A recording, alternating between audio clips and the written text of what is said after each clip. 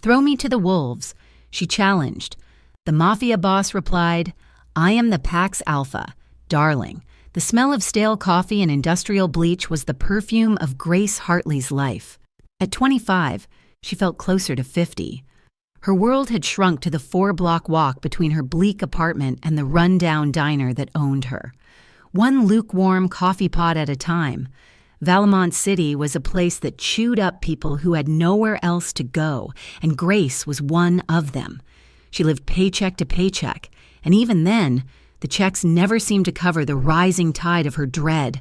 Her feet throbbed, a dull ache that had become a permanent part of her, radiating up from the worn-out soles of her black sneakers. She'd been on them for 9 hours straight, smiling at truckers who didn't see her and wiping down counters that would be sticky again in 5 minutes. She collected her tips, a pathetic pile of damp singles and loose change. Not enough. It was never enough. The apartment was worse than the diner. It was a 5th-floor walk-up with a lock that rattled and a radiator that hissed, but offered no warmth. It was the last place she'd lived with her father, and it still smelled like his pipe tobacco and his failures. He had been gone for 1 year. A mysterious death. The police report called it a heart attack on a rain-slicked street. No witnesses. But Grace knew. She knew it wasn't his heart that had given out, it was his luck, and he had left his bad luck to her. Like a final, cursed inheritance. The debt. The one she was supposed to pay to an organization she only knew by a whispered name. The Pharaoh Circle. Tonight. The dread was sharper. It had been sitting in her stomach all shift. A cold, heavy stone. She'd seen a dark sedan parked across from the diner twice that week. A car that didn't belong in a neighborhood of rust buckets and delivery vans. She said her goodnights to the cook. Pushing through the heavy kitchen door into the back alley, the air was thick with the smell of garbage and old grease. The single yellow bulb above the door flickered, casting weak, nervous shadows. She never made it to the street. 2 men stepped out from behind the dumpster. They weren't big in the way of movie thugs, but they were dense, solid, and they moved with a predatory stillness that stopped the air in her lungs. One was wearing a cheap leather jacket, his hair slicked back. The other was broader, a shadow in a hoodie, who just watched. "Grace Hartley," the man in the jacket said. It wasn't a question. His voice was like gravel. Grace froze, her hand clutching the strap of her bag. Her knuckles were white. "I don't have it." The man chuckled, a dry, ugly sound. "We know. You're late. Your old man was late, too. Look how that turned out for him." "My father is dead," she said, her voice shaking despite her effort to keep it level. "Yeah, we know that, too." He took a step closer. Grace took one back, her spine hitting the cold, damp brick of the diner wall. A dead end. "He owed $50,000. Sweetheart. Plus interest. The circle doesn't like to wait. And now, you're the family. You're the collateral." Collateral. The word hung in the air, dirty and sharp. She knew what it meant. She'd heard stories about the Pharaoh Circle. They didn't just break knees. They owned people. They trafficked. They sold. They made problems disappear. "I'm a waitress," she whispered, hating the weakness in her voice. "I make $7 an hour plus tips. I don't have that kind of money. I will never have it." "That," the man said, smiling now, a flash of yellow teeth, "is not our problem. But you can work it off.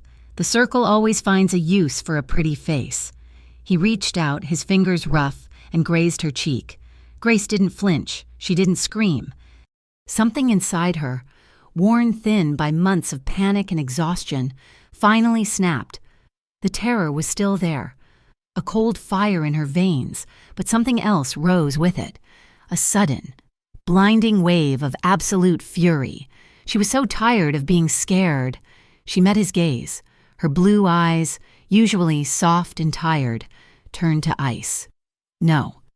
The man's smile faltered, surprised by the sudden defiance. The silent man in the hoodie took a half-step forward, sensing the shift. "No?" the collector repeated, his voice hardening. "You don't get to say no, girl. You're in a dark alley with us. You have no money, you have no one, you're trapped." "So do it," Grace said, her voice low and rough. "If I'm trapped, then stop talking. Stop threatening me. You want to drag me into the dark? You want to break me down and sell me off in pieces to pay a dead man's debt?" She lifted her chin, her entire body trembling with a reckless, desperate adrenaline. "Then throw me to the wolves. I'm done running from them." The man stared at her, genuinely taken aback. He'd expected tears, begging, promises to pay. He hadn't expected this.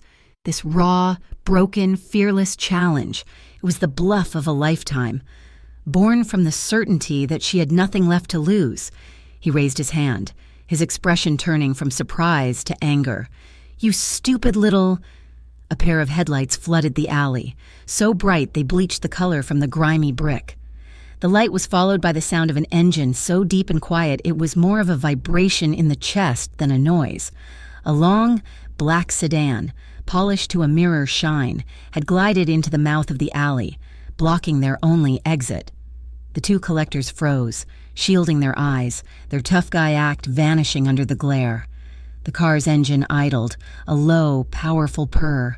The back door opened. A man stepped out. He was tall, dressed in a black suit so perfectly tailored it seemed to have been spun from the shadows themselves. He wore no tie, the top two buttons of his crisp, white shirt undone, revealing a sliver of olive skin. He moved with an unhurried grace that was more menacing than any quick motion. His face was all angles, a sharp jaw, a straight nose.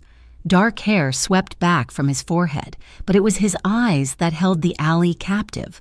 They were dark, assessing, and utterly cold. He didn't look at Grace. His attention was fixed on the two collectors.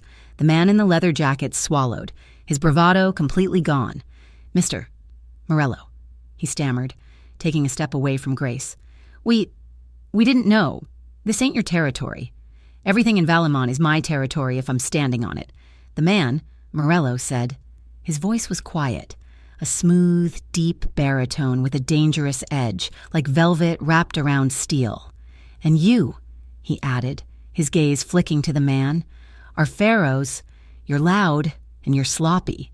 "We was just collecting what's owed," the man said, trying to regain some footing. Dante Morello took 2 slow steps forward. The air crackled around him. "She's not yours to collect. But her father's debt is not her. And the Pharaoh Circle does not poach from my side of the river.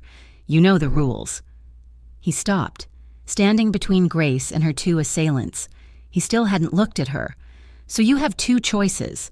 You can leave this alley, go back to your boss, and tell him the Morello family is handling this now. Or," he paused, a brief, cold silence. "You can stay, and I will handle you." There was no threat of violence in his tone. It was a simple statement of fact, as calm and final as a judge passing sentence. The collector in the jacket looked at his partner, who gave a tiny, almost imperceptible shake of his head. The choice was made. "No disrespect. Mr. Morello," the man said, raising his hands. "We're gone. We're gone." They scrambled past the sedan, disappearing into the night, their heavy footsteps echoing their retreat. The alley fell silent again, but the atmosphere had changed. The previous danger had been hot and volatile. This was something else entirely.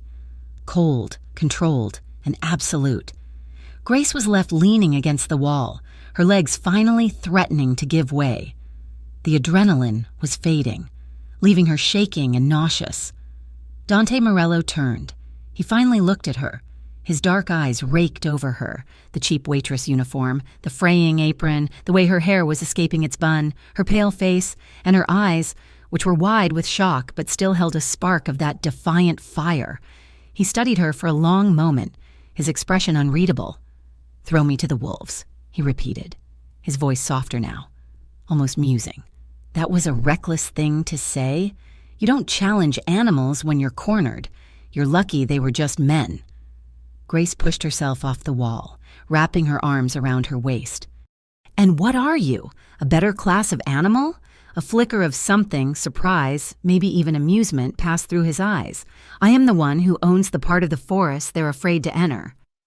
He gestured to the open door of his car. "Get in. You're not safe here." She hesitated. "I don't know you. You know the men who were just here. You know what they wanted. I am not them." He didn't wait for her. He simply turned and got back into the car, leaving the door open for her. It was an order, given without raising his voice. Grace looked down the dark, empty street, then at the open car door. It was the cleanest, safest-looking thing she'd seen in a year. She was trading one cage for another. She knew. But this one, at least, had not threatened to sell her. She got in.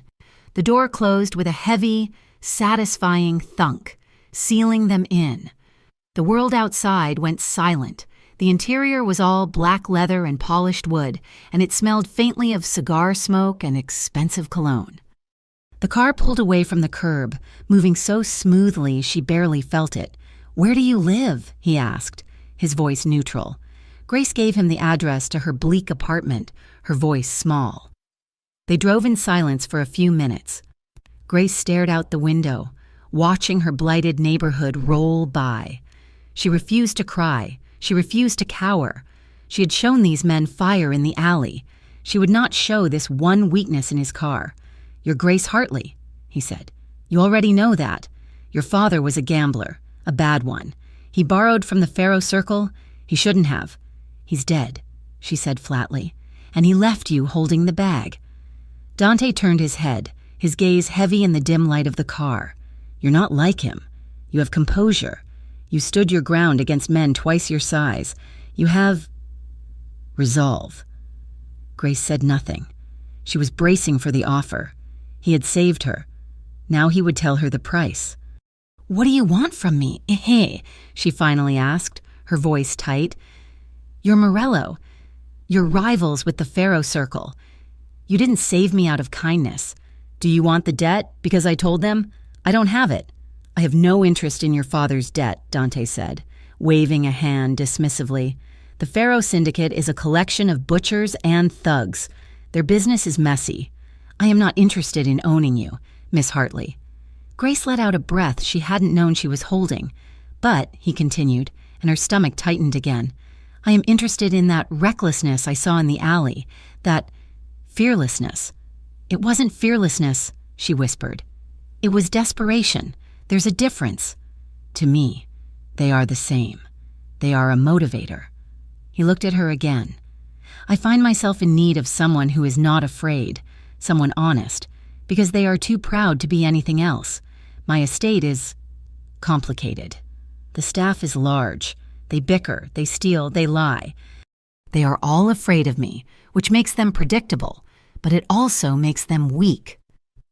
The car wasn't heading toward her apartment. It was climbing the hill, heading toward the wealthy, gated part of Valemont that people like her only ever saw from a distance. "What are you offering me?" Grace asked, her heart pounding. "A job," he said. "I need a house liaison, someone to manage the staff, to handle the schedules, to be my eyes and ears inside my own home. Someone who will report to me and only to me. Someone honest, and someone," he added, his voice dropping, "who is not impressed by the wolves because she has already challenged them." They pulled up to a massive set of wrought iron gates. They opened silently, revealing a long, winding drive leading up to a house that looked more like a fortress. It was a mansion, dark and imposing, but lights glowed in a few windows. "I'm a waitress," Grace said, feeling stupid. "You're a survivor," he corrected her. "I'm offering you protection. Miss Hartley, a clean slate. The Faro Circle will not touch you under my roof. They wouldn't dare. You'll have a room, a salary. In exchange, you work for me. You bring that same unshaken resolve you showed those thugs to my household. Can you do that?" Grace looked at the massive house, then pictured her own small, cold apartment, the broken lock. The collectors who knew where she lived, who knew where she worked, they would be back. Dante Morello had offered them a choice, but the Faro Circle was not known for its obedience. She was suspicious. This man was dangerous. Every instinct told her that. He was a different kind of wolf, a bigger one, the alpha, but he was also offering her a shield. I won't be one of your women," she said, the words catching in her throat. Dante Morello's expression didn't change, but a coldness entered his eyes. "I offered you a job, Miss Hartley, not an invitation to my bed. My employees are my employees, nothing more. You will be treated with respect, so long as you earn it. He was offering her a cage, but it was a gilded one, and for the first time in a year, it was one that might actually be safe. She turned from the window and looked at the most powerful and most dangerous man in Valemont City. I accept, she said. The Morello mansion was not a home. It was a fortress of marble, glass, and suffocating silence. Grace's room was larger than her entire apartment, with a ceiling so high it felt like it belonged in a cathedral, and a bed so large she felt lost in it. The sheets were silk. The first morning, she woke up thinking the fire alarm was ringing, but it was just the alarm on her new, encrypted phone, sounding with a gentle chime that seemed to echo off the hand-carved mahogany. She'd been there for 3 days, and in that time, she had spoken to exactly 4 people. There was Mrs. Petrova, the head housekeeper, a stern, older woman with a thick Eastern European accent who looked at Grace like she was a new, complicated stain on a very expensive carpet. There was the head of security, a quiet man named Sal, who had nodded at her once. There was Dante. And there was Marco. Marco was Dante's lieutenant, or so she gathered. He was handsome in a slick, brutal way, with a jaw that always seemed to be clenched and eyes that missed nothing. He didn't trust her. He didn't even try to hide it. "So, you're the new liaison," he'd said to her on the second day, cornering her in the grand hallway. He'd put just enough emphasis on the word liaison to make it sound dirty. "I'm Mr. Morello's new house manager," Grace had replied, keeping her voice steady, her back straight. She'd learned at the diner that you never let them see you shrink. Marco had smiled, a slow, insincere expression. "Right, house manager. Funny, I've known Dante for 15 years. He's never needed a house manager before, especially not one he picked up out of a garbage alley." The insult was meant to sting, to make her run to Dante, to prove she was weak. Grace held his gaze. Then maybe he was just waiting for one who wasn't afraid of the garbage. Marco's smile vanished. His eyes went cold. He took a step closer, invading her space. "You're a stray. Tesoro. A pet. Don't forget it. Pets who get too comfortable get put down." "Grace." Dante's voice cut through the tension like a razor. He was standing at the top of the grand staircase, looking down at them. His expression was impossible to read. "My office. Now." He said it to her, but his eyes were locked on Marco. Grace walked away without giving Marco another look, the sound of her sensible new flats clicking on the marble. Dante's office was a room of dark wood, leather, and the smell of old books and power. A massive, uncluttered desk sat in front of floor-to-ceiling windows that overlooked the sprawling, manicured grounds. "Marco is protective," Dante said, not looking at her. His back turned as he stared out the window. "He sees you as a variable. I do not like variables. I'm not a variable. I'm an employee," she said. He turned. "Prove it." He gestured to a stack of papers on his desk. "This is the household ledger for the last 6 months. Food, wine, cleaning supplies, staff overtime. It is inflated, by my estimates, by about 20%. Grace looked at the stack. It was thick. "You think someone is stealing from you. I know they are. Mrs. Petrova manages the books. She's either incompetent or complicit. I need to know which. You will audit these. Every receipt, every invoice, cross-reference them with the kitchen and storage inventories. I want to know where every dollar went, and I want to know who put it in their pocket." It was a test. A test of her intelligence, her honesty, and her loyalty. He was pitting her against the existing staff, forcing her to choose a side, his. "When do you need it by?" she asked. "Yesterday," he said. "For the next 2 days. Grace worked. She was a waitress.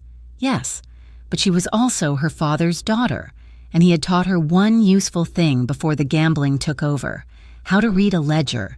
He'd been an accountant once.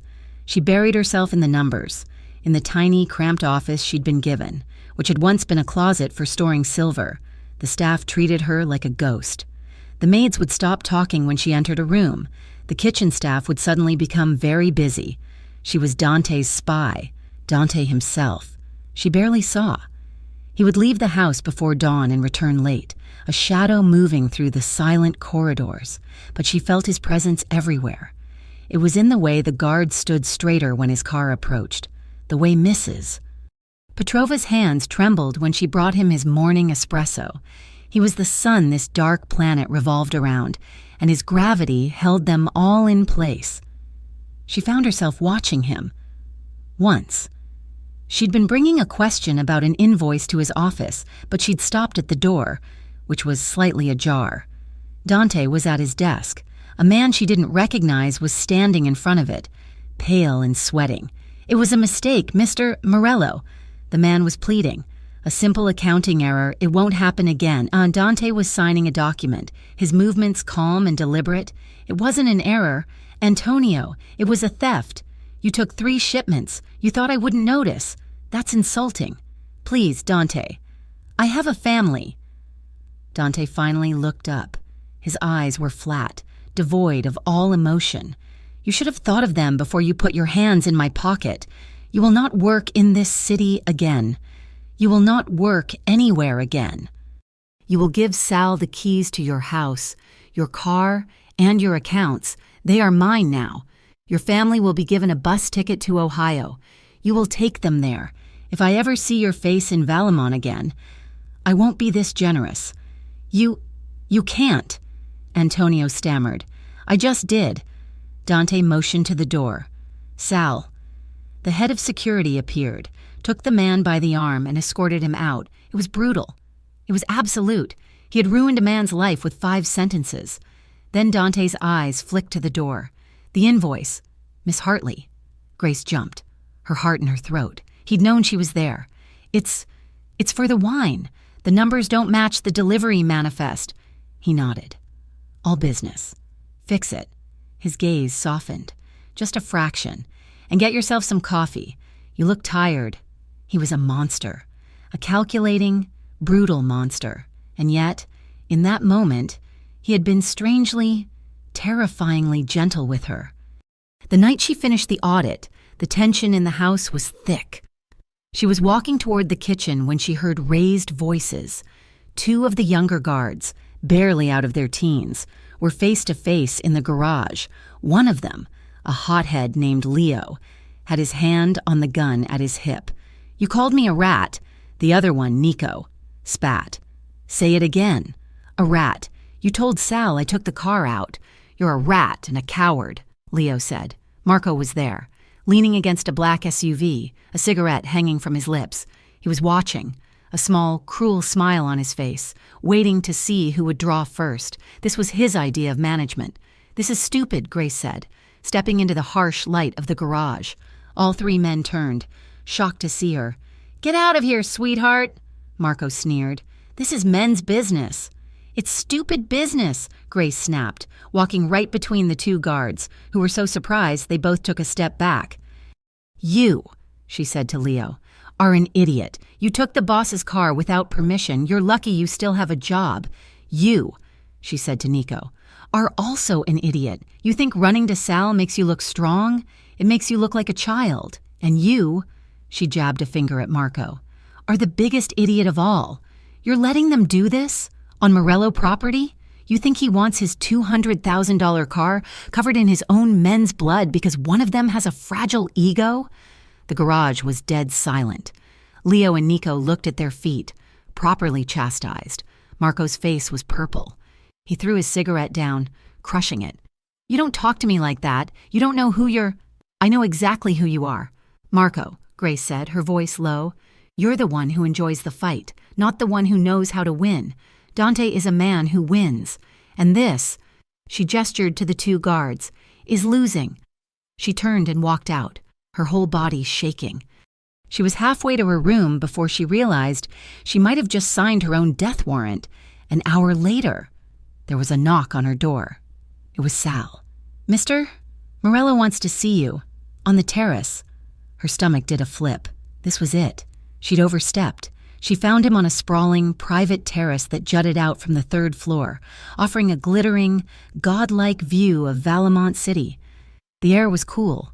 Soft lights were woven into the trellis above, and a bottle of red wine sat on a low table between two comfortable chairs. Dante was standing at the stone railing, looking out at the city. He was in his shirt sleeves, the dark fabric molding to his wide shoulders. "Mrs." Petrova was skimming, Grace said, needing to fill the silence. "Just under $2,000 a month, for a year. She was funneling it through a fake produce company. Here's the audit." She held out the folder.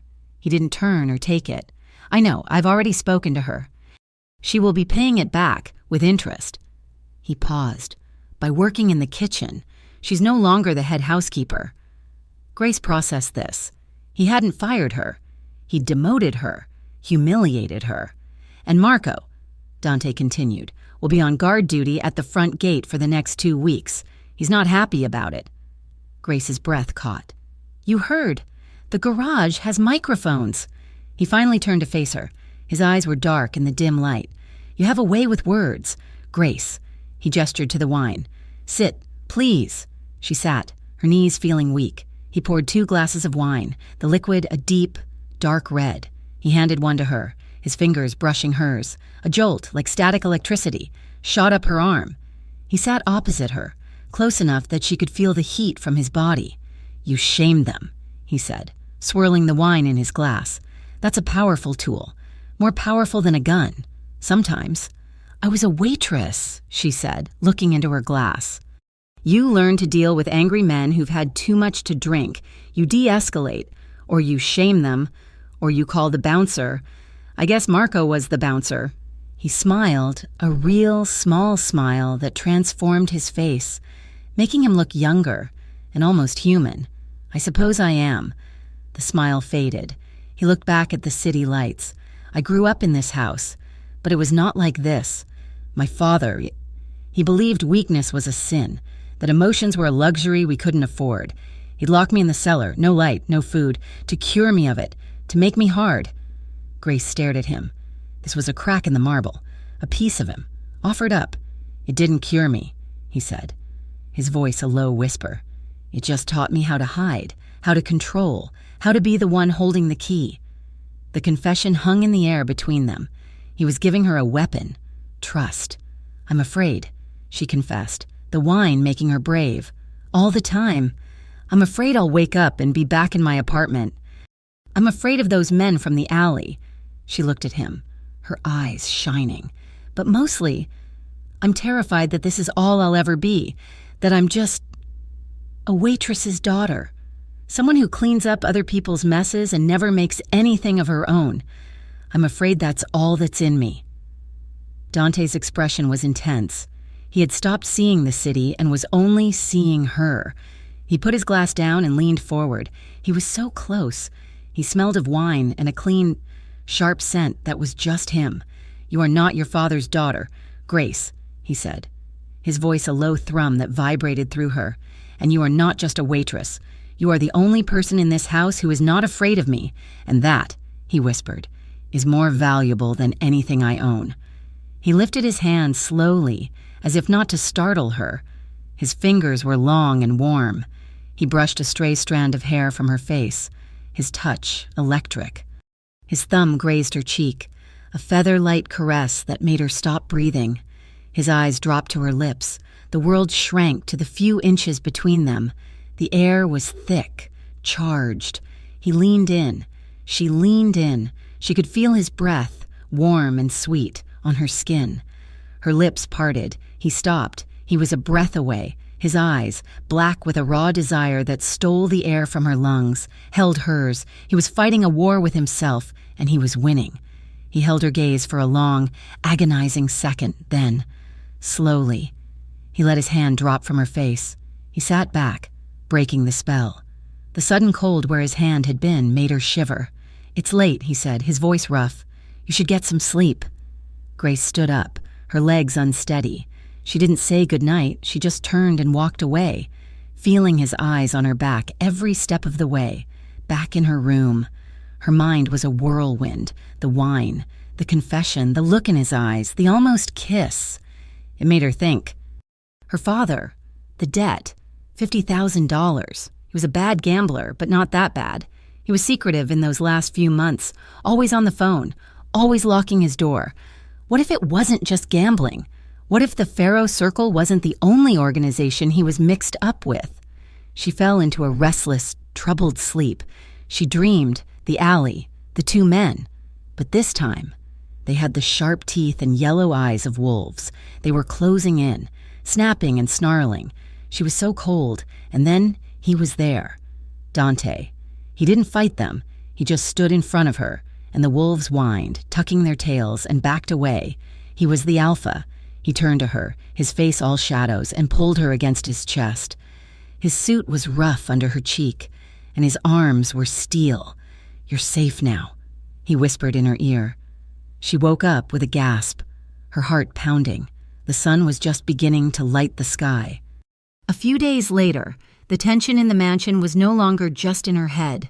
Sal was doubling the patrols. The guards were armed with more than just handguns. Grace saw them checking the perimeter with a new, grim intensity. She found Sal by the front gate. "What's wrong?" she asked. Sal, who never said more than 2 words, looked at her. Black sedan, no plates, parked at the bottom of the hill. "Watched the gate for 2 hours this morning.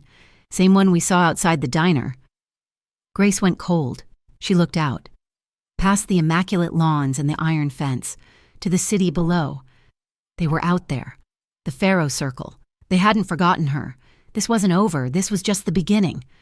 Grace had been given 3 days to retrieve the remnants of her life from the apartment. Sal had gone with her, standing like a stone statue in her miserable living room while she packed 2 suitcases and a single, water-stained cardboard box. Those boxes had been stored in the back of her vast, new walk-in closet, a pantry for her old life that she had been too afraid to unpack. The scent of her father's cheap pipe tobacco still clung to the cardboard. Now, a week after the incident in the garage, she finally opened it. The clothes were useless, thin and worn, but at the bottom, under a framed photo of her mother, was a small, metal box. It was a simple cash box, and it was locked. Her father had kept it in his desk drawer. She remembered the rattle of the key, but the key was long gone. Her new life provided new tools.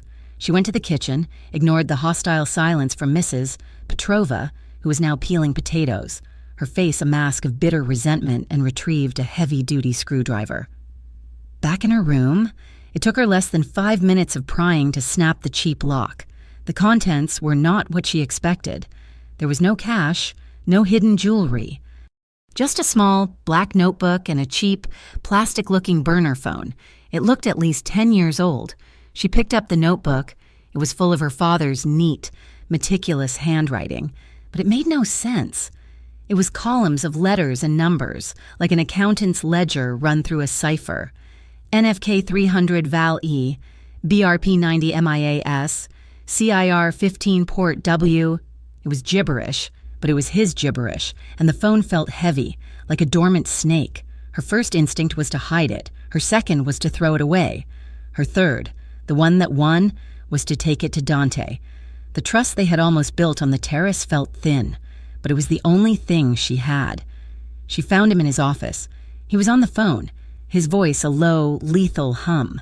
"You find him. You find out who he's talking to, and you make sure he never talks to anyone again." He hung up and looked at her. His face was hard, the face of the man who had ruined Antonio. "What is it?" he asked. She held out the box. "It was my father's. I found it in my old things." Dante's eyes narrowed on the box. He didn't touch it. He watched as she placed the notebook and the phone on his polished desk. He was silent for a full minute, just looking at the items. Then he picked up the notebook. He flipped through the pages, his expression growing colder with every turn. "What is it?" Grace whispered, her own fear choking her. Dante tapped a page. "This, CIR 15. That's a call sign, one I haven't heard in a long time." He looked at her, his eyes dark and assessing. "This is not a gambling ledger, Grace. This is inventory." "Inventory for what?" He turned the notebook so she could see it. "NFK, Northfield, BRP, Blue Point. These are names of shipping companies. Val, MIA, Port, Valemont, Miami, the Port of Valemont, and these numbers. He looked back at her, and the last piece of her denial crumbled. These are weapon manifests. Your father wasn't just in debt to the Pharaoh Circle. He was their bookkeeper. Or, he said, his voice dropping, he was a spy. The room spun. Her father, the sad, failed accountant, a man who couldn't even manage his own life, had been trafficking weapons. He stole from them, Dante said. It wasn't a question. That $50,000 debt, that wasn't a loan, that was what he skimmed. Dante's entire demeanor shifted. He was no longer the intrigued employer. He was the man in the alley, the alpha, scenting immediate danger. He picked up his desk phone. Sal, I want 2 men on Miss Hartley, at all times. She doesn't go to the kitchen. She doesn't go to the garden. She doesn't go anywhere in this house without an escort. No one gets near her. Is that clear? He hung up and looked at her. You're in more danger than I thought. If they know you have this, then let me help, she said, the words coming out stronger than she felt. Help. You're a liability. You're the target. I'm not a target, I'm the key, she insisted, her voice rising. That's his handwriting, but it's his code. He used to do this. When I was a kid, he'd make me puzzles, little ciphers to solve. He thought it was funny. I know his system. I know how his mind works. He wouldn't just write it down. He'd hide it. Let me try. Dante studied her, the fire in her eyes, the desperate, tenacious set of her jaw. She was not the weeping daughter. She was the woman from the alley. He gave a single, sharp nod. Try. You work in here, where I can see you. For the next 2 days, they worked. Grace sat at a side table in his office, the burner phone and the notebook in front of her. Dante conducted his business, a quiet, lethal storm of phone calls and meetings, while she stared at her father's legacy, trying to unravel the mind of a man she never really knew. The night of the gala, the tension was a wire stretched to its breaking point. The event was a charity fundraiser for the Valemont City Hospital, one of Dante's largest legitimate fronts. It was a command performance for the city's elite and for his organization. You're going, he had told her that morning. As your house liaison? She'd asked, looking up from the notebook. As my guest, he replied, and the weight of those 2 words settled on her. An hour before they were to leave, a box was delivered to her room. It was not from Amazon. It was a flat, black box with no label. Inside, nestled on a bed of tissue paper, was a dress of black satin. It was simple, sleeveless, with a high neck and a low back. It was the most beautiful and most expensive thing she had ever touched. When she came down the grand staircase, the house went silent. Marco, standing guard by the door, stopped his low conversation. Mrs. Petrova, walking by with a tray, froze. Grace's hair was swept up, a few loose strands framing her face. The satin clung to her, the simple cut somehow more dramatic than any sequin. She looked like she belonged, not as a servant, but as the lady of the house. Dante was waiting at the bottom, a black tuxedo tailored to his shoulders. He looked like a king in his dark palace. His eyes moved over her, a slow, possessive burn that started at her throat, traveled down the line of her body, and returned to her face. He said nothing. He just held out his arm. Grace, he finally said, his voice rough, as if the word had been dragged from him. The ballroom was a sea of glittering jewels and fake smiles. Grace felt the stares, the whispers. Who was she? The new girl. Dante Morello's mysterious new guest. They're all looking, she murmured, her hand tight on his arm. Let them, he said. He led her onto the floor as the orchestra began a slow, haunting waltz. He pulled her close. One hand settled on the bare skin of her lower back, a brand of heat that seemed to seep straight into her spine. His other hand enveloped hers. They moved as one. He was a brutally graceful dancer. You're enjoying this, he murmured, his lips brushing the shell of her ear. The contact sent a shiver through her. Watching them all wonder who I am? She whispered back, her breath catching. Watching them all realize you're with me. He spun her slowly, his hold on her firm. "You shouldn't have worn this dress." "Grace." "Why?" she challenged, looking up at him through her lashes. "Is it inappropriate?" "It's dangerous," he said, his eyes fixed on hers. "You are dangerous." She leaned back, just enough to meet his gaze fully. The defiant spark was back.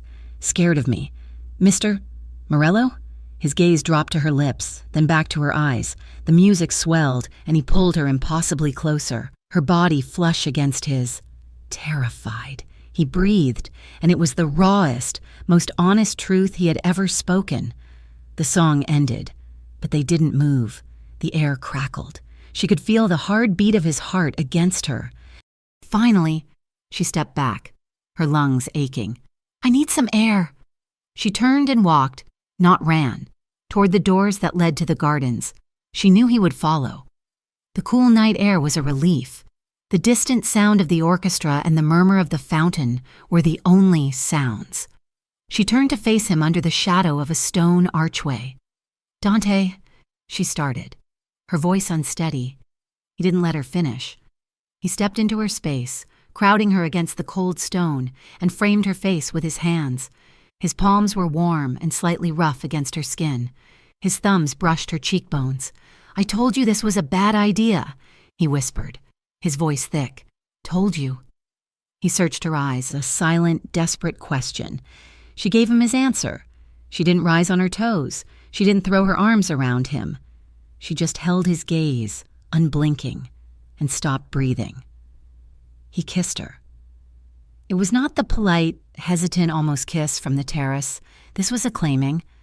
It was slow and deep, a collision of control and chaos. It tasted of expensive wine and a century of secrets.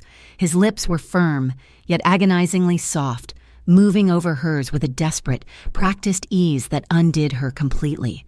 A small, broken sound escaped her throat. She gripped the lapels of his tuxedo, her knuckles white, holding on as the world dissolved around them. The kiss deepened. His tongue traced her lower lip, and she parted for him, a silent surrender. He groaned, a low, guttural sound that vibrated from his chest into hers, and his hand slid from her jaw to the back of her neck, fingers tangling in her hair, holding her steady. He was a man starving, and she was the first meal he had seen in years, and then he stopped. He tore his mouth from hers, but he didn't move away. He rested his forehead against hers, his breathing heavy and ragged. His eyes were closed. His hands were still tangled in her hair, his thumbs stroking the sensitive skin behind her ears. "We can't," he panted, his voice a rasp. "Grace, this complicates things." He stepped back. The cold night air rushed into the space he had occupied, and she shivered, feeling utterly exposed. The ride back to the estate was a symphony of silent tension. Grace sat as far from him as she could, but she could still feel the heat radiating from him, still smell his scent on her skin. They pulled into the long drive. Sal was waiting for them on the steps, his face a grim mask in the moonlight. That was wrong. Sal was never on the steps. "Sir," Sal said, his voice urgent as Dante got out. "Don't go to the garage. Marco found something." Dante was instantly alert. The man from the gala gone. The Alpha returned. "What?" "Under your sedan. The one you were supposed to take tonight." Grace followed them, her black satin dress sweeping over the gravel in the harshly lit garage. Marco was crouched by the black sedan Dante used for daily business. Underneath the chassis, just behind the driver's side front wheel, was a small, sleek, professionally placed device. "It's a bomb," Marco said, standing up. He was pale, magnetic, professionally made. "This wasn't a warning, boss. This was a hit." He looked at Dante. Then his cold, accusing eyes cut straight to Grace. "They knew about the gala," Marco said, his voice low and hostile. "They knew you'd be gone. They knew which car you would have taken if you weren't at the gala. Someone is talking. We have a mole, and this." He jabbed a finger toward Grace. "All this trouble. It started the day she showed up. This is because of her. Because of her father's dirty laundry." "Marco," Dante snapped, his voice a blade. "Enough!" But the accusation hung in the air, thick and toxic. Grace felt the blood drain from her face, leaving her ice cold. Guilt, Confusion. He was right. This was her fault. Her father's sins. Climbing out of his grave to pull her down. I'm sorry, she stammered, wrapping her arms around herself. My father, I didn't know. This is not your fault, Dante said, his gaze fixed on the bomb. His fury was a cold, controlled thing. This is theirs. They just made it personal. He turned to Sal. Take her inside. Double the guard. Lock the house down. No one sleeps tonight. Sal guided her back to her room, his hand on her elbow. But she couldn't stay there. It was in the West Wing, isolated, far from him, far from the center of the house. She felt like a sitting duck. She grabbed her pillow and the thick down comforter from the bed. She walked down the silent, carpeted hall, past the suits of armor and the dark oil paintings, to the East Wing, to his wing. She entered the guest room directly next to Dante's suite. It shared a wall. She could hear the muffled vibration of his voice through it as he gave orders. She didn't bother with the lights. She locked the door, dropped the pillow and comforter on the bed, and sat, her heart pounding. She wouldn't run. She wouldn't be the weak link. She was digging in. Hours later, the house was quiet, but it was the quiet of a coiled snake. Dante, his tuxedo jacket and tie long gone, his sleeves rolled up, finally finished his calls. He had his house swept for bugs, his men on high alert, and a war to plan. He walked up the stairs, exhaustion pulling at him, but the fury keeping him straight. He passed her room, saw the door shut. He continued to his own, but stopped. He looked across the hall, the guest room. A sliver of light was visible underneath the door. He stood in the doorway of his own suite, looking at her door. He could picture her in there, huddled, frightened. He had brought this danger to her. No, she had brought it to him, and he, like a fool, had invited it in. He stood there for a long time, just watching the door. He imagined her asleep, the soft light from the hall falling on her face, her hand tucked under her cheek. She wasn't a stray. She wasn't an employee. She wasn't even a complication. She was a target, and the only thing in his cold, dark world that he suddenly, violently, wanted to protect, something in him, the boy he'd locked in the cellar all those years ago, shifted. The Alpha had found something to guard, and God help anyone who tried to take it from him. The bomb under Dante's car shattered the fragile peace of the mansion. The night of the gala was the end of any pretense. Grace was no longer a guest, an employee, or a curiosity. She was a target, and by extension, she was now part of the command center. Her life moved from the silver polishing closet to the dark, leather-bound fortress of Dante's office. She slept in the guest room next to his, but she lived at the side table he'd set up for her, poring over the gala guest list, cross-referencing names with security logs, trying to find the mole who had invited death to their doorstep. She learned the rhythms of his world, the silent, heavy-shouldered men who came and went, the hushed, brutal phone calls, the smell of strong coffee and the faint, lingering scent of his cologne in the air-conditioned room. She was good at it, her mind, so long occupied with stacking orders and calculating tips, relished the complexity. She saw patterns they missed. "This name," she said one afternoon, sliding a list across his desk. "Arthur Camden, he's on the hospital's board of trustees. He RSVP'd yes, but Sal's logs show he never arrived. But his +1 did, Miss Velez." She stayed for exactly 15 minutes, never left the bar, and then disappeared. Dante looked at her, a glint of genuine, cold respect in his eyes. "Find her." But the house, for all its luxury, was a cage. After 5 days of breathing recycled air in the same 4 walls, the tension began to wear on her. She was a prisoner in silk pajamas. "I have to get out," she said. Standing up so abruptly her chair scraped the hardwood, Dante looked up from a schematic of the city's sewer system. "No, not out," she argued, her voice tight with desperation. "I'm not stupid. I mean, for 1 hour. I need to buy my own shampoo. I need to see a fluorescent light. I need to stand in a line and feel normal. I'm going insane in here. Dante." He stared at her. He saw the frayed edges of her nerves, the paleness of her skin. "I'll have Sal get you shampoo." "That's not the point," she snapped. "I can't be your liaison if I'm a hostage. They'll know you're weak, that you're hiding me. I need to go to the market, the one down on 3rd Street. It's public. It's safe. 10 minutes with guards, please." He hated it. Every instinct screamed no. But he also saw the logic in her eyes. The Pharaoh Circle was watching. If she vanished, it was a signal that she was important. If she was seen, mundane. Perhaps she was just what she seemed, a house manager. He relented. It was the biggest mistake he'd ever made. He sent her with 2 of his best men, Leo and Nico, the 2 guards she had shamed in the garage and who were now, ironically, fiercely loyal to her. The grocery store was aggressively normal. The smell of waxy apples and bakery bread, the beep of the scanners. Grace felt her shoulders drop for the first time in a week. She pushed a cart, Leo at the entrance, Nico pretending to read a magazine near the produce.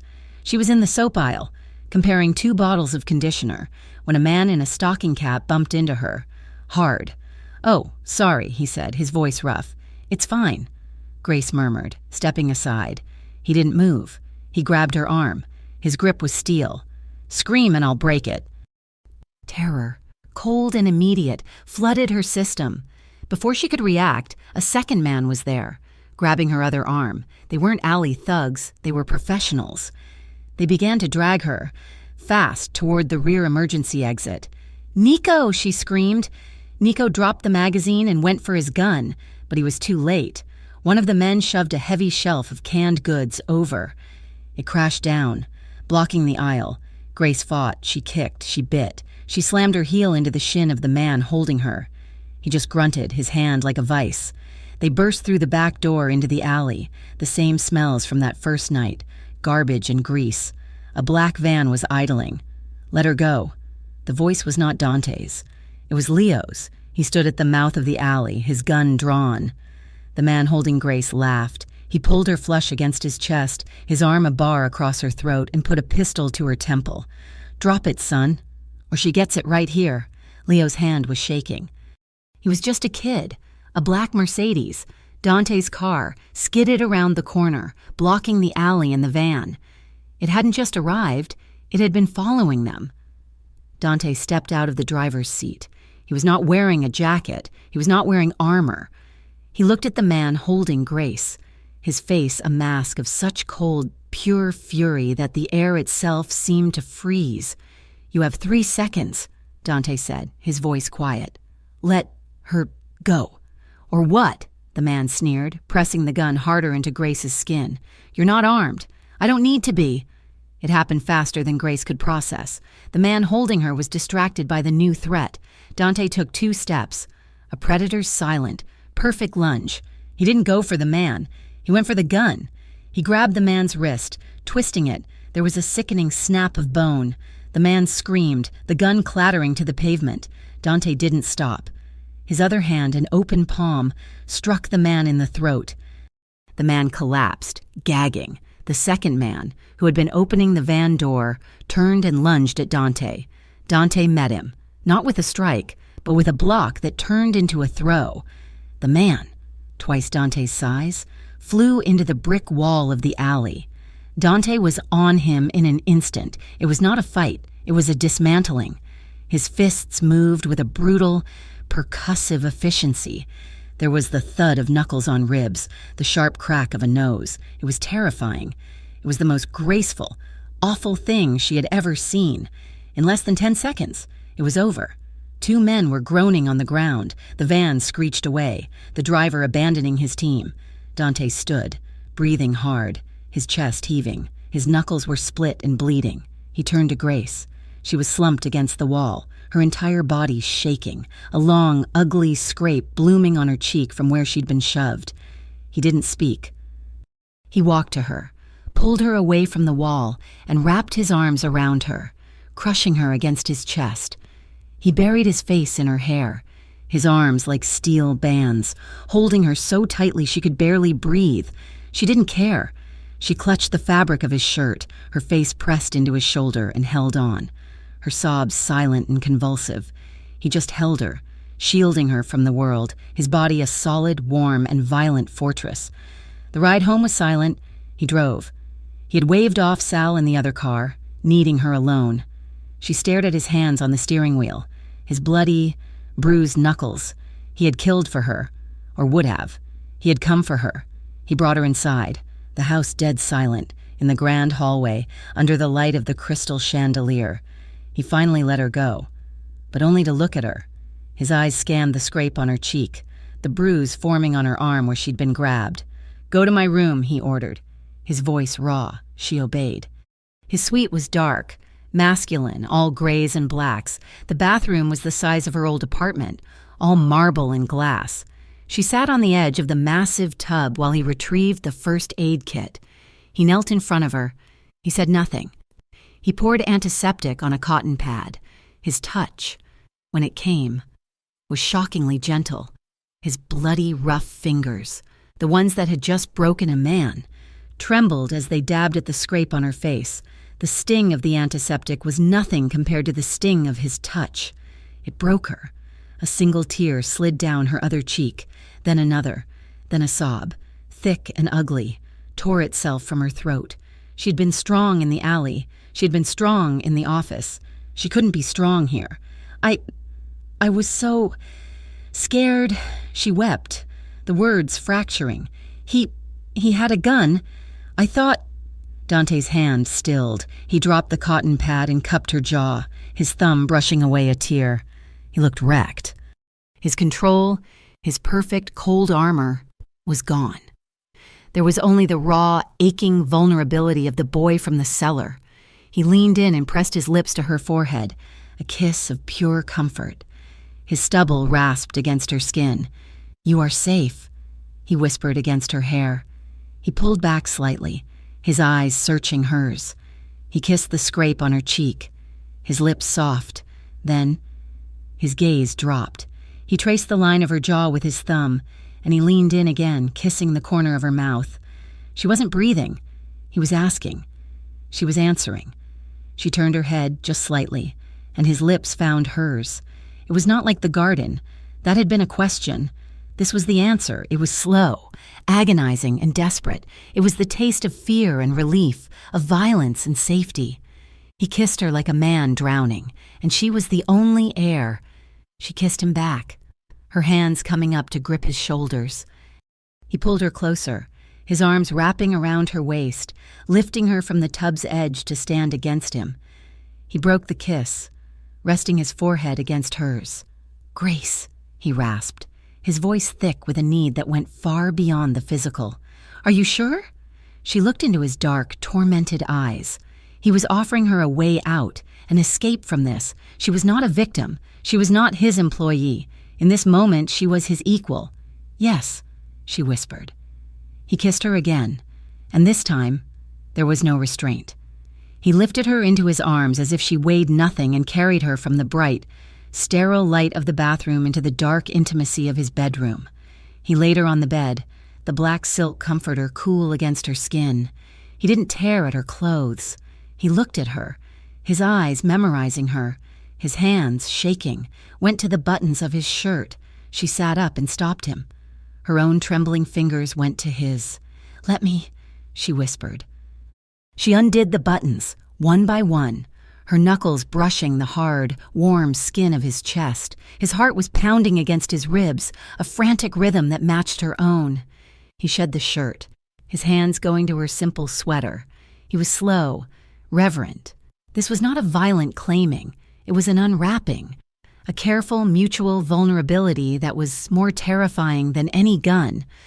When they were finally skin to skin, it was a relief, a homecoming. His hands, calloused and rough, explored the soft lines of her body, and hers, small and shaking, learned the hard planes of his. He was all muscle and scars, a map of the violent life he had lived. She touched them, her fingers tracing a long, thin line on his side. He flinched, but not in pain. "You are beautiful," she whispered, and she meant it. He kissed her, a deep, bruising kiss that stole her breath. He moved over her, the weight of him both a comfort and a promise. "You are mine, Grace." He breathed against her skin. "Mine." afterward, long afterward, she lay tucked against his side, his arm a heavy, possessive weight over her. The adrenaline had faded, and the terrifying reality of what she had done, of who he was, came rushing back. "I'm scared," she confessed to the darkness, her voice small. "Not of them. I'm scared of this, of what I've become. I'm in your bed. I helped you find a mole. I'm complicit. I'm part of this." He was silent for a long moment. He pulled her closer, his hand stroking her hair. "You were part of this the moment your father wrote that first ledger. You were part of it when I found you in that alley. Don't be scared of what you are." He kissed the top of her head. "You're mine now. That means no one touches you. Not Pharaoh, not anyone, I promise you that." The next morning, the fragile piece of their night together was shattered. Marco was waiting in the office. "The mole is gone," Marco said, his face grim. "Arthur Camden's +1 was a plant. She got the guest list from an accountant in our shipping division, a man named Petrov." "Get him," Dante said, his voice cold. He was dressed, his armor back in place. "Can't," Marco said. "He was found in his apartment an hour ago. Suicide, 2 in the back of the head, dead end." The air in the room went frigid. The Pharaoh Circle was cleaning house. "No," Grace said, standing up from her side table. Both men looked at her. "It's not a dead end." She walked to the safe, where Dante had locked her father's box. She took out the burner phone. It felt heavy in her hand. "My father was their bookkeeper, and he was spying on them. This accountant was your bookkeeper, and he was spying for them. They're using the same playbook, which means—" She held up the phone. "This is how they talk. The mole is dead, so they need a new one. They don't know we have this. We can use it. We can set a trap." Dante watched her, a slow, dangerous smile spreading across his face. The woman he had held last night was gone. In her place was his partner. "Bait a trap," he repeated, the words tasting good. He began giving orders. Marco relayed them. The house. The entire Morello organization began to move. It was no longer a defensive posture. It was the mobilization for war. Grace watched him, his face hard, his voice clipping out commands that would lead to blood and death. She had done this. She had unleashed the Alpha, and as she watched the man she had given herself to, a cold dread settled in her heart. She wasn't worried if he would win. She was worried about what he would become in the process and what part of himself he would have to kill to keep her safe. The burner phone was a relic, a brick of black plastic, but to Grace, it was her father's final confession. The notebook had been the key, just as she'd suspected. His mind, the one she'd inherited, was a labyrinth of cross-references and personal codes. The letter patterns were dates. The numbers were page references to an old accounting textbook she still had. It took her 36 hours, fueled by black coffee and a cold, simmering dread. But she finally unlocked it. The phone whirred to life, its tiny, pixelated screen glowing a sickly green. One new file, a saved voicemail. No, not a voicemail, a recording. She pressed play. Dante was at his desk, his back to her, watching the city as it prepared for night. He was a statue of coiled tension. The recording was tinny, full of static, but the voice was unmistakable. Her father's voice. "A simple adjustment. $50,000 is my price. A finder's fee." A second voice, rougher, with a nasal quality she'd never heard. "You think you can just play both sides, Hartley? You're giving us Pharaoh's shipping manifests, and you're giving him ours? I'm giving you a chance." Her father's voice, slick, confident, terrifyingly unfamiliar. "I'm giving you Morello's port schedule for next week. He's moving something big. The $50,000 is for that. The rest, well, the rest is my insurance. You get his schedule. He gets your discrepancies. I'm just a simple accountant, caught in the middle. I just want to be paid for the risk." A cold laugh from the second man. "You're a dead man, Hartley. You just don't know it yet." The recording ended. The silence in the office was absolute, heavier than any sound. Tucked inside the same file was a single set of GPS coordinates. Grace whispered, her hand still on the phone. He wasn't a victim. He wasn't just a gambler. Dante turned, very slowly. His face was devoid of all color, all emotion. It was a perfect blank mask of cold marble. His stillness was the most terrifying thing she had ever seen. "That second voice," he said, his own voice a low, empty rumble. "Enzo Ferro. He's been dead for 6 months. My men killed him." He walked to her, his steps silent on the thick rug. He didn't look at her. He looked at the phone. "Morello's port schedule, next week. That was the week I lost 3 men at the port. The week my cousin, Angelo, was ambushed. He was 22. The pieces clicked into place. A horrible, bloody mosaic. Her father, her sad, pathetic father, had tried to play 2 mafia bosses against each other. He had gotten sloppy. He had gotten people killed, and he had gotten himself killed. The $50,000 wasn't a debt he owed. It was the price of his own betrayal. The one he never got to collect, the weight of it, the sheer, crushing magnitude of his sin, landed on her. The men in the alley, the bomb, the kidnapping, the dead accountant, the dead men at the port, it all led back to this small metal box. It all led back to her. His blood was her blood. "Oh, God," she gasped, her hand flying to her mouth. "Dante, I didn't know. The deaths. Angelo. It's my fault." She started to shake, a violent, uncontrollable tremor. "My family. We did this. I brought this to you." She backed away, stumbling, the room spinning. She was a curse, a plague. She was just like him.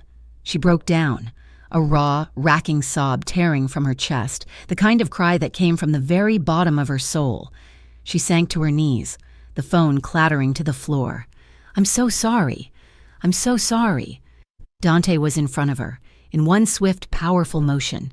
He was on his own knee, his hands closing over her shoulders. He didn't say anything. He just pulled her. He hauled her against his chest, his arms wrapping around her, one hand tangling in her hair, the other pressing her face hard against his suit. He was an anchor, the only solid thing in her collapsing world. She clutched his jacket, her sobs muffled against the fine wool, her tears soaking his shirt. He let her cry, holding her with a crushing, grounding force. He held her until the sobs quieted into ragged, hiccuping breaths. Only then did he speak, his lips against the top of her head. "His sins," he whispered, his voice a low, rough command. "Not yours. He was a fool, a greedy, weak fool. You are not." She tried to pull back. "But my name, my blood—" "I don't give a damn about your name," he growled, his grip tightening, forcing her to listen. "I care about you. You are not your father. Grace, you didn't make that recording. You didn't make that deal. You brought this to me. You trusted me. You are not him." He held her face between his palms, his thumbs brushing away the wetness from her cheeks. His dark eyes were burning with an intensity that had nothing to do with rage and everything to do with a raw, fierce possessiveness. He was drawing a line, separating her from her past, from her blood, and tethering her to him. That night, the house was on the verge of war. Men moved silently through the halls, carrying hard cases. Phone calls were made in low, urgent tones, but in Dante's study, he built a fire. He had brought her in, sat her on the thick bearskin rug, and put a glass of brandy in her trembling hands. He sat beside her, his back against the leather sofa, his legs stretched out. They didn't speak. They just watched the flames. The silence was a balm, the shared brandy, the warmth of the fire, the solid presence of him beside her. It was an island of peace in a sea of imminent violence. She leaned her head against his shoulder. He didn't flinch. After a moment, his arm came around her, pulling her closer. She sighed, the tension draining from her, leaving only a bone-deep exhaustion. "He read those books to me," she murmured, staring into the fire. "The accounting books. He used to make up stories about the numbers. He was a good father. Once. Before." Dante said nothing. He just held her. His hand found hers, his fingers lacing with hers. It wasn't the desperate, passionate grip from before. It was a simple, profound connection. This is me. This is you. We are here. She turned her head, looking at his profile in the firelight, the hard jaw, the straight nose, the scars she'd kissed. He was the most dangerous man she'd ever met, and she had never, in her entire life, felt this safe. She lifted her free hand and touched his cheek. He turned his head, his dark eyes locking with hers. The question was there, in the depths, not of lust, but of need. A need to be seen, to be held. He leaned in, and she met him halfway. The kiss was not like the others. It was not a claiming or a confession. It was an agreement. It was slow and deep, and tasted of brandy and smoke and a shared, quiet sorrow. It was the kiss of two survivors, huddling together for warmth. His hand moved from her shoulder to her hair, cupping the back of her head, his fingers gentle. Her hand slid from his cheek to his chest, feeling the steady, solid beat of his heart under her palm. The kiss deepened, becoming a slow, moving tide that pulled her under. He broke the kiss to press his lips to her temple, her cheekbone, the line of her jaw. His touch was reverent. He wasn't taking. He was mapping. He was learning her, and she, in turn, clung to him, her body molding to his, finding a new, stronger intimacy in the quiet. This was not about passion. It was about possession, in the truest sense. They belonged to each other, not as master and pet, but as two broken, matching pieces. The next morning, the study was a war room. The fire was dead. A large satellite map of the Valemont ports was spread across the antique desk. Sal and Marco stood beside Dante, their faces grim. "The coordinates," Dante said, pointing. "Warehouse 7, an abandoned fish processing plant. It's a perfect choke point. They're moving a shipment tonight. We know from the mole's notes it's a weapons buy. The Pharaoh Circle thinks they're meeting a new supplier. Instead, they'll meet us." "It's a trap, boss," Marco said. "Gotta be." "Of course it's a trap," Dante said, his voice flat. "It's their trap. They just don't know we're the ones holding the spring. I'm coming with you." The three men turned. Grace stood in the doorway. She was not in her silk pajamas. She was dressed in black jeans, a dark sweater, and her old, worn-out sneakers. Her hair was pulled back in a tight braid. Her face was pale but set, her eyes clear. "No," Dante said, his voice final. "You don't understand," she said, walking into the room. She ignored Sal and Marco. Her eyes were only on Dante. "This isn't about the fight. I'm not a soldier. This is about my family. My father started this. His ghost, his mess, is all over this. I have to be there when it ends. I have to see the truth for myself. I am not a child you hide in the attic. Dante, I am the reason this is happening. I will not be a liability. I will not get in the way, but I will be there." Dante stared at her. He saw the woman from the alley, the woman who had shamed his men, the woman who had deciphered a dead man's code. This was not a plea. It was a statement. She was his partner, and she was right. He looked at Sal. "Give her a vest." The warehouse smelled of salt, rust, and old fish. It was a cavernous, dark space.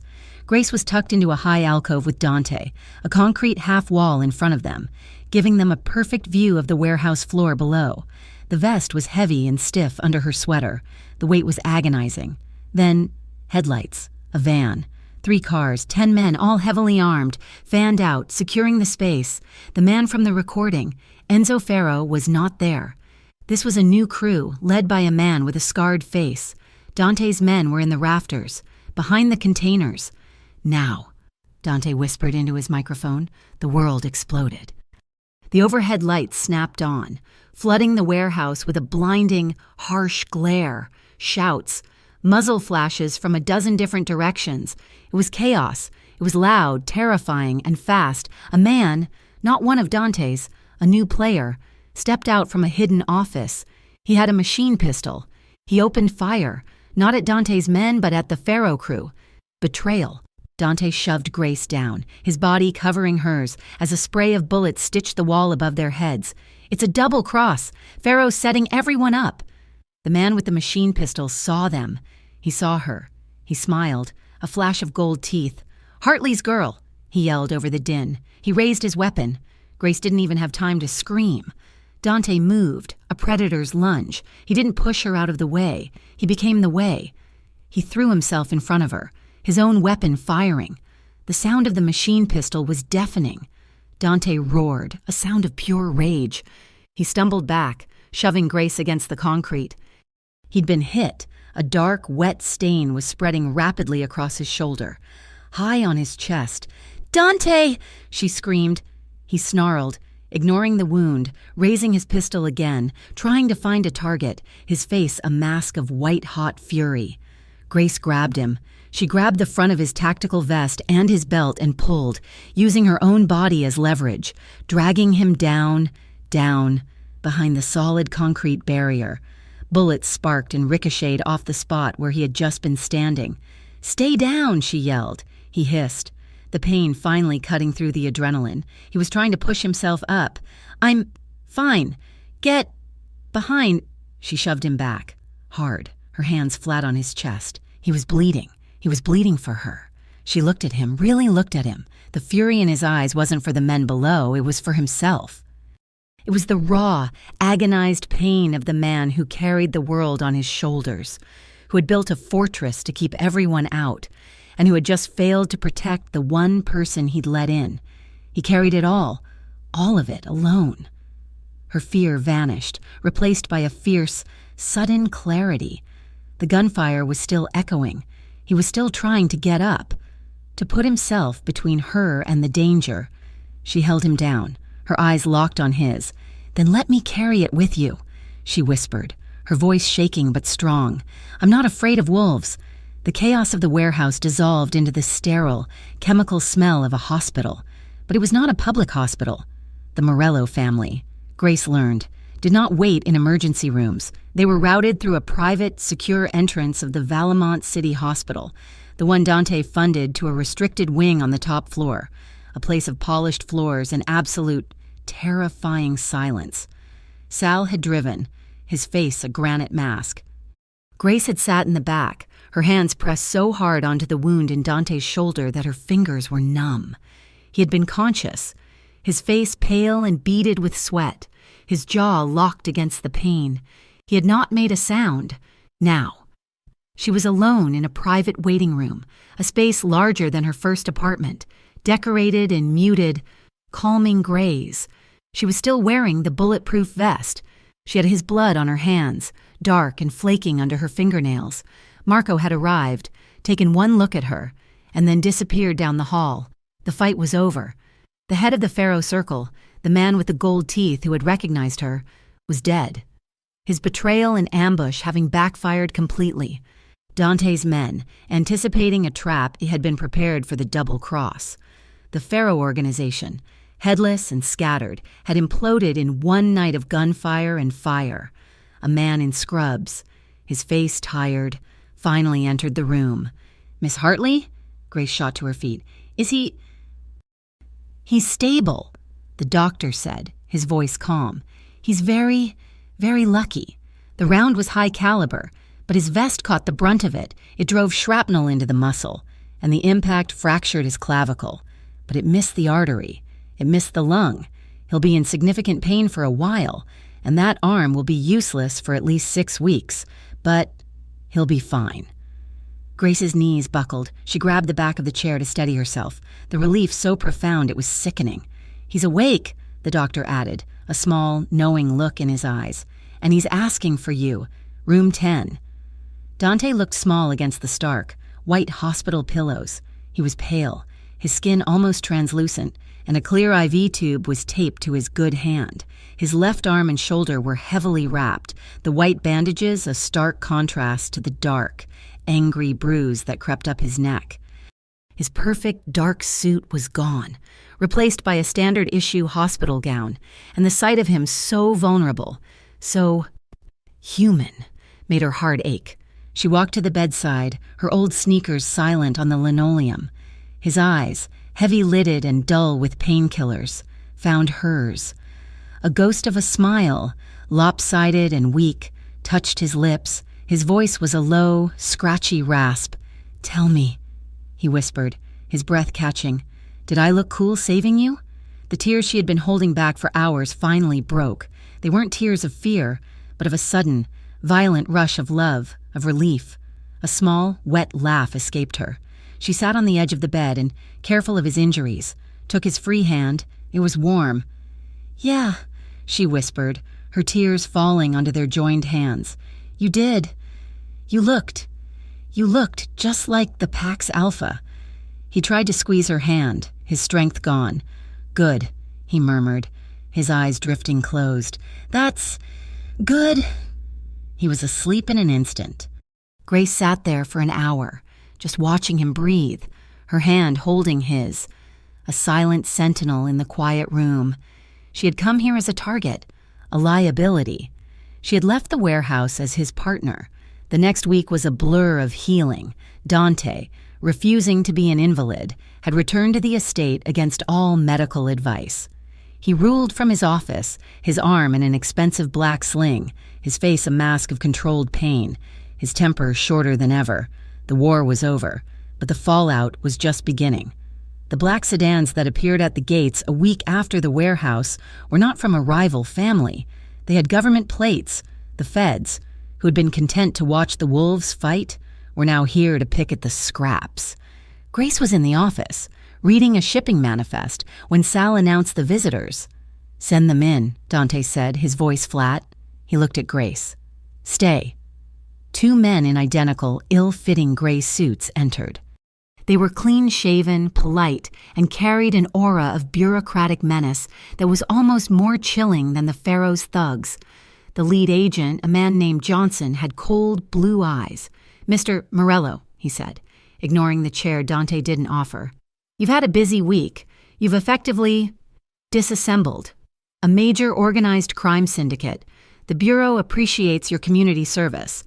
"I'm a philanthropist," Dante said, his voice bored. Agent Johnson smiled, a thin, reptilian expression. He turned his gaze to Grace. "Miss Hartley, we're not here for him, not today. We're here for you." Grace froze. "Me?" "We've been building a case on your father for 2 years, Johnson said, pulling a small recorder from his pocket and placing it on Dante's desk. He was a very talkative man. "We know about the ledgers. We know about the phone, and we know you've been conscripted into Mr. Morello's organization. You're a material witness, and, as of last week, an accessory." Dante's good hand, resting on the desk, curled into a fist. "But we can help you," Johnson continued, his voice adopting a faux sympathetic tone. "We can offer you a clean slate, a new life, witness protection. We can get you out of Valemont, away from all this, away from him. All you have to do is tell us everything you know." It was the echo of her past, the diner, the alley, a new choice, a different kind of wolf, this one cloaked in a badge and a flag. Grace looked at the agent, his watery, expectant eyes. Then she looked at Dante. He was watching her, his face an unreadable mask, his jaw tight. He was not going to fight for her. He was not going to command her. He was in this final, terrible moment, giving her the one thing no one else ever had, a real choice. She thought of her old life, the smell of bleach, the throb in her feet, the cold, empty apartment, the constant, gnawing fear. She turned back to Agent Johnson. "I'm not going anywhere." The agent's smile faltered. "Miss Hartley, you don't seem to No, you don't understand," Grace said, her voice clear and cold, a perfect imitation of the man sitting beside her. "I'm not a victim here, agent, and I'm not a witness. I'm the house manager. I have everything I need right here." Johnson's face hardened. He turned to Dante. "Your pet is loyal. Cute. But this isn't over. We'll be back for you, Morello." Dante finally smiled, a slow, cold, triumphant expression. "No, you won't." He reached across his desk with his good hand and slid a thick, bound folder toward the agent. "That," he said, "is what you want. My gift to you." Johnson opened it. His eyes widened. "This is your father's files," Dante said to Grace, without looking at her. "The real ones, the ones he kept as his insurance. Not just Pharaoh's street-level operation, his international partners, the shell corporations, the politicians on his payroll, The ones you feds are too scared or too invested to touch. He leaned forward, his voice dropping. It's all yours. The price. Valemont. You leave this city alone. You forget my name. You forget her name. And you grant us full immunity. You get the world. I keep my city. Or, he added, gesturing to a small, hidden microphone on his desk, this entire conversation and your very generous offer of witness protection goes to the press. Your choice. Agent Johnson, pale and shaking with a fury he couldn't show, snapped the folder shut. He didn't speak. He just picked up his recorder and walked out, his partner trailing behind him. The office was silent for a long, heavy minute. The war was finally over. You used my father's sins, Grace whispered, to buy our freedom. I used a tool, Dante replied, finally looking at her. His eyes were not cold. They were burning with a pride, a possession, that made her shiver. You chose, Grace. You chose this. You chose me. Yes, she said. He nodded, a sharp, definitive motion. Good, because the work is just beginning. The legitimate fronts, the hospital, the shipping, the real estate, they've been neglected. They're my armor. And they've been left to rust. They need a new liaison. He used the old word, but it was weighted with a new meaning. They need someone who isn't afraid to tell me I'm wrong, someone who sees the patterns in the numbers, someone to keep the wolves in check, from the inside. A house manager, she said, a small smile playing on her lips. My right hand, he corrected her, his voice rough. My partner. That night, she found him on the terrace, the one where they had first almost kissed. The air was cool, the city lights below them a carpet of glittering diamonds. He was standing at the stone railing, his sling a dark shadow in the moonlight. He had a bottle of the good wine, the one from that first night, and 2 glasses. He turned as she approached, his expression serious. A toast, he said, handing her a glass, to new beginnings. They drank in silence, the only sound the distant hum of the city. He put his glass down and turned to her. He looked uncharacteristically nervous. Grace. He started, his voice rough. He took a step toward her, and then, in a move that shocked her, he bent his good knee, his body awkward, his pride warring with his intention. He sank, not to a full kneel, but into a low, respectful bow. Dante, what are you doing? She gasped, her hand going to her throat. He took her free hand, not with his injured arm, but with his good one. He held it tightly. He wasn't holding a velvet box. I don't do traditions, he said, his voice a low, pained growl. I don't have rings. Those are for other men. Those are for promises that can be broken. I'm offering you something harder. He looked up, his dark eyes vulnerable in the moonlight. I am offering you my trust, my protection, my entire world. Everything I have, everything I am. It's yours, all of it. Her eyes filled with tears. She didn't say yes. She did something else. She pulled her hand from his, and when he looked up, startled and lost, she took his good hand and pressed it flat against her chest, right over her heart. It was beating, hard and fast, a trapped bird. Only you, she whispered, her voice thick. Only you ever made it beat like this. It was always yours. He surged to his feet, a guttural sound in his chest. He pulled her against him, his good arm a steel band around her waist, his injured one held carefully between them. He buried his face in her hair, his body trembling. They stood like that for a long time, watching the first, faint, gray light of dawn begin to break over Valemont. The night was over. Grace leaned her head against his chest, feeling the steady, strong beat of his heart. I was never afraid, she whispered, a confession to the rising sun. Not of them, not even of you. I just didn't know you'd catch me. He pulled back, his hand cupping her jaw, and kissed her temple. His lips were warm. Next time, he rumbled, his voice a dark promise. They throw you to the wolves. They'll find out the Alpha has a queen. Thank you so much for listening to this story. We hope you enjoyed the journey of Grace and Dante. Please let us know where you're listening from. We love to see how far our stories travel. And if you loved this, Don't forget to subscribe to Mafia Romance Stories for more. Share your thoughts in the comments below.